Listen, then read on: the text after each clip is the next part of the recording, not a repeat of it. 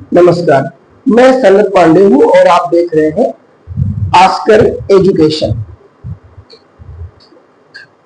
हम आपको बताते चले कि इसके पहले की जो क्लास थी उसमें हमने एक जनरल सा इंट्रोडक्शन आपको दिया था और ये बताया था कि हमने सबसे पहले हेलो एल्केन और हेलो एरेन वाले चैप्टर को कंसीडर किया है। इसमें सबसे पहले तो हम बोर्ड्स के मैटर को कंटेन करेंगे जो आपके यूपी बोर्ड में या सीबीएसई बोर्ड्स में आते हैं। फिर उसके बाद धीरे धीरे हम इसके जो क्वेश्चंस के जो लेवल है वो हम नीट लेवल तक पर भी जाएंगे और नीट के क्वेश्चंस को भी ध्यान में रखना है। तो पहले हम ओवरऑल चैप्टर को बोर्ड्स लेवल पर आधारित आपके लिए पावर पॉइंट बना दिया है और जैसा कि थोड़ा बहुत बातें हो चुकी थी, हम आपको देखते हैं कि ये सारा मैंने बताया था कि कैसे हेलो एल्केन्स क्या होते हैं, किस तरह से होते हैं। आज बेटा जो डिस्कस करना है, वो ये करना है कि आखिर हेलोजन कंपाउंड को जब वो हाइड्रोकार्बन के साथ अटैच होते हैं तो उनका क्लासिफिकेशन हम किस तरह से कर पाते हैं, ये चीज हमको देखना है। बेटा ये क्लासिफिकेशन की बातें आएगी। क्लासिफिकेशन में सबसे पहले on the basis of number of halogens, यानी हेलोजन परमाणुओं के आधार पर हम किस प्रकार क्लासिफाई कर सकते हैं। बेटा mono halogen compound, mono means क्या है? Only one halogen. Simply halogen को एक्स मॉलिक्यूल से शो करते हैं।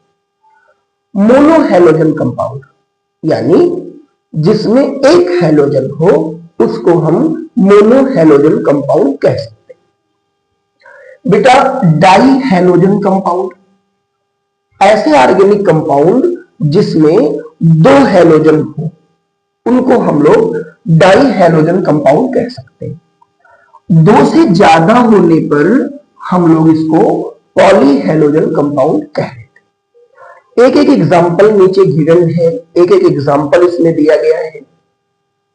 आप देखते हैं कार्बन नंबर 1, कार्बन नंबर 2 और कार्बन नंबर 3, ये तीनों कार्बन पर continuously this is x, x and x, ये लगातार तीनों कार्बन पर हेलोजन आइटम है, इसलिए इसको पॉली हेलोजन कंपाउंड्स कहा गया। सिमिलरली दो कार्बन है और दोनों पर हेलोजन है तो इसको आपने क्या बोला? डाई हेलोजन कंपाउंड बोल दिया। इसमें केवल एक है बेटा तो आपने इसको मोनो हेलो कंपाउंड। अब आप खुद देख सकते हैं 3 बार था तो ट्राई हेलो एल्केन। पिछले लेक्चर में मैंने बताया है कि इन कंपाउंड्स के दो तरह के नाम लिखे जा सकते हैं, एक कॉमन नेम लिखे जा सकते हैं और एक IUPAC लिखे जा सकते हैं। अगर हम पहले हेलो शब्द यूज करते हैं तो ये IUPAC हो जाता है और अगर हम एल्किल को पहले यूज करते हैं तो वो हमारा कॉमन नेम हो जाता है।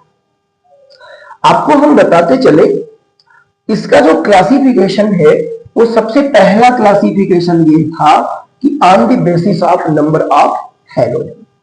नेक्स्ट बेटा हम बात करेंगे एक दूसरे की। सेम वही चीज है, जब आप यहां थे तो आपने किसको क्लासिफाई किया? आपने एलिफेटिक को क्लासिफाई किया। एलिफेटिक हाइड्रोकार्बन को आपने क्लासिफाई कर दिया जिसमें आपका मोनो हेलोजन, डाई हेलोजन और पॉली हेलोजन। फिर क्या करना है? इस बार जो क्लासिफिकेशन हो रहा है वो एरोमेटिक का हो रहा है।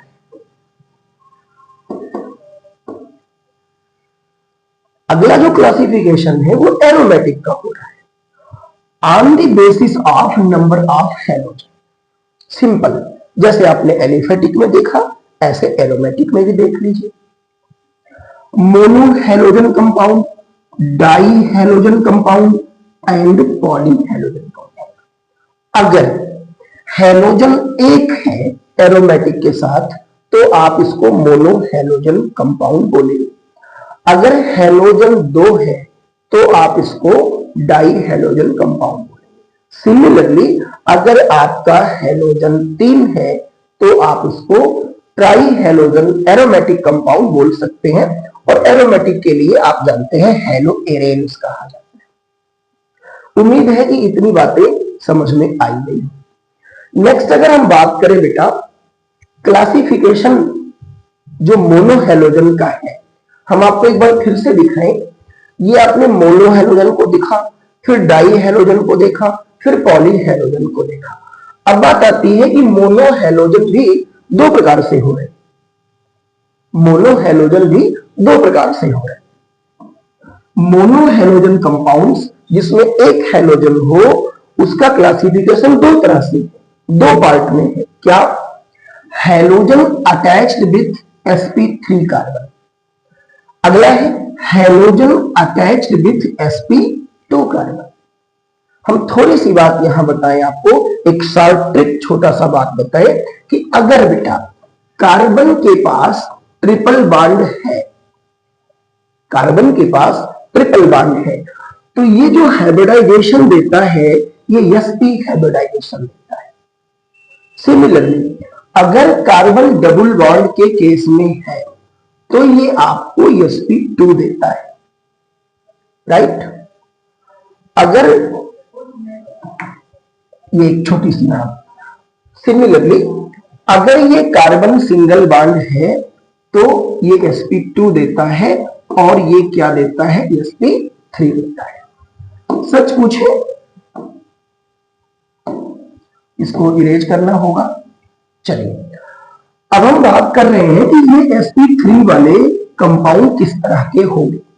आप देखिए sp3 कार्बन है, आपके समझ में आ गया होगा कि sp3 कार्बन अगर है तो कार्बन कार्बन कैसा होगा? सिंगल बॉन्ड होगा। यानी हम अगर एग्जांपल की चर्चा करें आपसे तो यहां हमको मिल सकता है CH3 CH2 और उसके बाद Cl। इस टाइप के जो कंपाउंड है वो क्या बोले जाएंगे? वो मोनो हैलोजन बोले जाएंगे, और अटैच होंगे ये आपके sp3 कार्बन। अगला देखिए, अगर यही CH2 डबल बॉन्ड CH और ये Cl हो रहा है, डबल बॉन्डेड कार्बन आइटम से अगर क्लोरीन अटैच हो रहा है तो ये मेरा आ जाएगा sp2 हाइब्रिड कार्बन से अटैच हुआ, और ये hydrogen attach with sp2 carbon. इतनी बात आप समझ गए होंगे। नेक्स्ट अगर हम चर्चा करें मोनो हैलोजन को, ये जो अभी अभी आपने देखा यहां, ये क्या था? sp3 से अटैच था, sp2 से अटैच था। नेक्स्ट हम अगर बात करें, ध्यान रखिएगा सिंपल किताबों में इतना बड़ा क्लासिफिकेशन हो नहीं पाता है, हमने स्लाइड्स में इसको अरेंज किया है, सो इस तरह से अपना काम हम कर रहे हैं। एक छोटी सी चीज यहां आपको ये भी बता दें,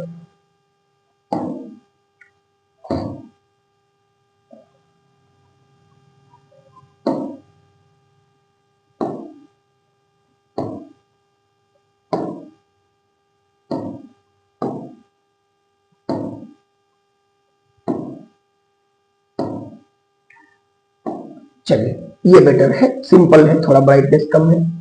अब अगर हम बात करेंगे, चलिए तो मोनो हैलोजन कंपाउंड्स को कैसे ले रहे हैं भाई? क्लासिफिकेशन करना है मोनो हैलोजन कंपाउंड्स को। Mono halogen compounds halogen attached with sp3 carbon जो पिछले स्लाइड में था, और halogen attached with sp2 carbon जो पिछले स्लाइड में था। इस पेज में आपको यह दिखाने का प्रयास है कि sp3 कार्बन से वो कितने प्रकार से अटैच हो सकता है। बहुत ध्यानपूर्वक समझना है। अगर सिंगल बॉन्डेड से हैलोजन है तो उस एल्किल हैलाइड को मोनो हैलो बोलेंगे। लेकिन अब आप इस एग्जांपल को देखें, अगर ये बेटा CH2 डबल बॉन्ड CH2 उसके बाद ये आपका X हो गया। डबल बॉन्ड आने का मतलब ध्यान ये रखना है कि जो मेरा हेलोजन है वो कार्बन से जुड़ रहा है और ऐसे कार्बन से जुड़ रहा है जो खुद सिंगल बॉन्डेड है।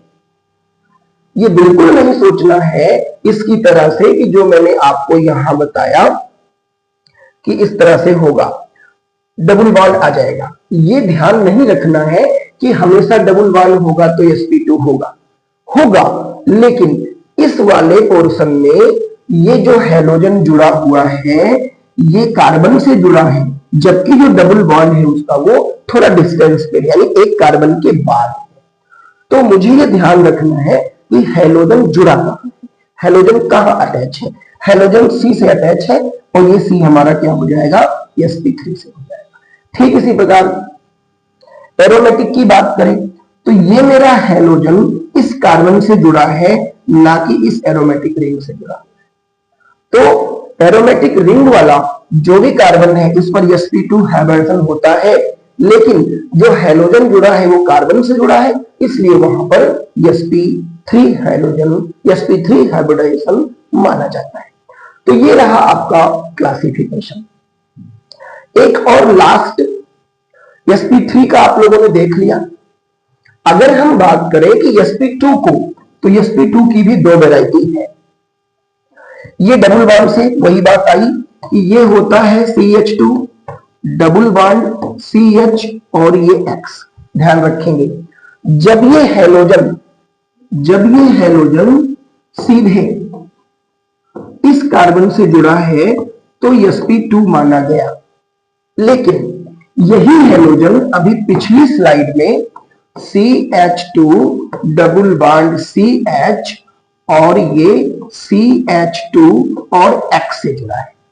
सेम हेलोजन अगर इससे जुड़ा है तो बेटा sp3 माना गया। अभी बात करें sp2 की, तो sp2 की वैरायटी दो है, वाइनिलिक हैलाइड और एरिल हैलाइड। सीधी सी बात है, शब्द ही बता रहा है कि जब कोई हेलोजन आइटम किसी एरोमेटिक से जुड़ेगा, एरोमेटिक हाइड्रोकार्बन से जुड़ेगा, तो वो एरोमेटिक हैलाइड कहलाएगा। जब वो वाइनिलिक से जुड़ेगा यानी CH2 और ये CH हुआ, जब ये इस तरह से ऐड होगा तब ये वाइनिलिक हैलाइड होगा। तो इतना ओवरऑल क्लासिफिकेशन था जो मैंने आप लोगों को बताया। तो आज के एपिसोड में बस इतना ही। धीरे धीरे हम और वीडियो को लंबी भी करेंगे। तो आज बच्चों आपने क्या सीखा, कैसे हम हेलो एल्केन को या हेलो एरेन को कितना विस्तार पूर्वक हम क्लासिफाई कर सकते हैं। अगर किसी को कोई डाउट है तो वो हमसे कमेंट बॉक्स में या पर्सनल मैसेज करके अपनी समस्याओं को पूछ सकता है। धन्यवाद, फिर मिलते हैं अगले एपिसोड।